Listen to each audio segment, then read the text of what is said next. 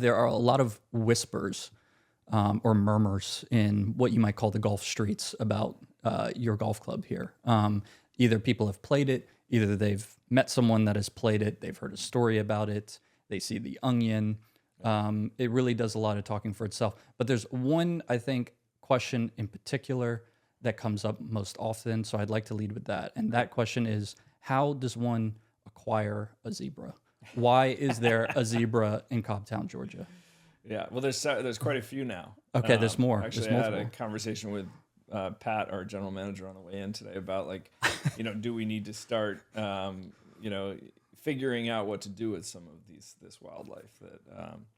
So it turns out there's a great story around the wildlife. So we actually have 4 species right now. We have zebras, wildebeests, five elans, oryx, and we recently acquired these. I think they're called black box. There's these little antelopes, which are prolific breeders. I think we started with 3, and we now have 7.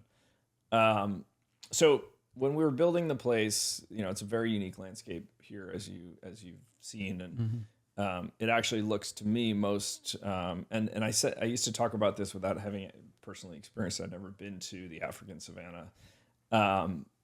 But I did finally get to go a few years ago, and what we knew to be true from video and pictures turned out to be true, which is it's probably the most similar landscape that we found especially when you get out into the open meadow places. And so every time we would walk the routing, which was dozens of times, we kind of had this tradition. We would come out here and we would walk the front 9, and then it would be ungodly hot, and we would set up a field lunch with a local barbecue place underneath these trees to the left-hand side of 10. So if you're playing the 10th hole and there's these trees set off to the left-hand side, we would sit in the shade under there. First we'd check and make sure there were no rattlesnakes on the ground, and then we would sit in the shade and eat barbecue.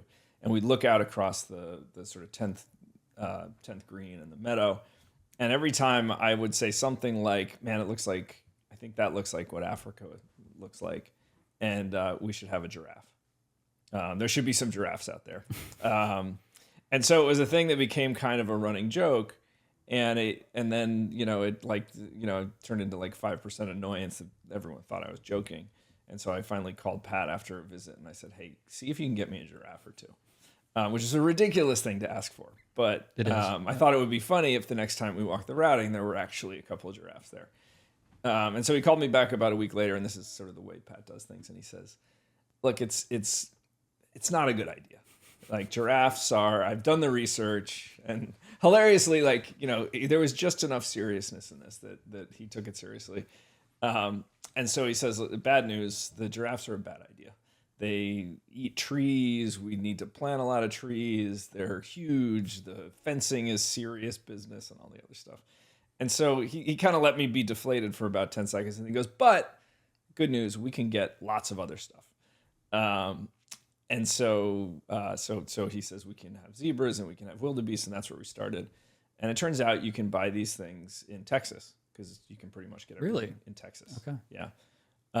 And they have these large preserves where they have all sorts of animals, and you can go down there and you can shoot anything you want. And so Pat called up a couple of these places and inquired about acquiring some of these animals, and they said, you can come down and shoot as many as you want. And he said, well, what if we wanted to actually not shoot them and just have them shipped?